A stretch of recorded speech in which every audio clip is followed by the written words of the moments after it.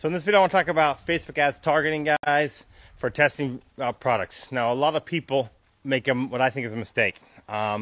They go after this type of targeting. And before I get into that, I just want to briefly let you guys know who I am, because I think a lot of people don't. I'm the operator of this group, right? I'm the moderator of this group. I've been in Ecom since 2012. Been doing training, coaching since 2014. I've done a lot of drop shipping. I've done a lot of print on demand. I've helped people do private label and branding. So, all right, let's live in this Facebook targeting. I'm gonna give you guys some free value here. Okay, so a lot of people like to go after narrow targets.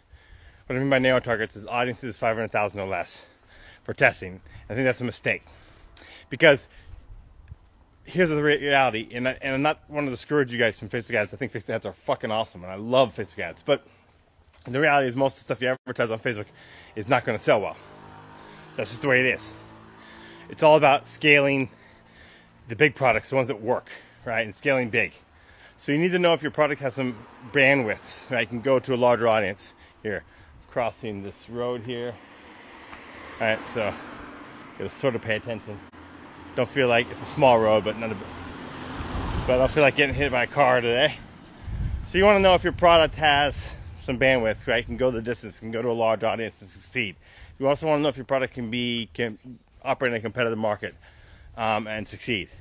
I do like narrow targeting, but I like narrow targeting for squeezing as much money out of a product that works, right? So if I have a product that's working, then I will test out narrow targets with small budget ABOs, ad set level optimization, Facebook ads, to try to really squeeze as much profit out of it as possible. But in the beginning, I always start with large, broad audiences. I want to see if my product can scale and I can run long term and compete against the competitive market.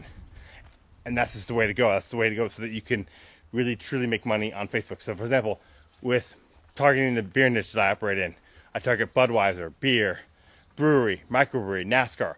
Those large targets in the beginning to see if it works there. If it works there, then I know I'm on something. I also know I got something that's scalable because of large audiences. And so that's the best I recommend. If you're interested in working with me, there's two ways to do so. You can private message about coaching. My coaching students do get results.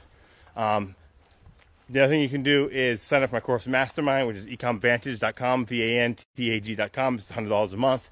Now I want to point out something here on the sales page for just have an angle on it to sell.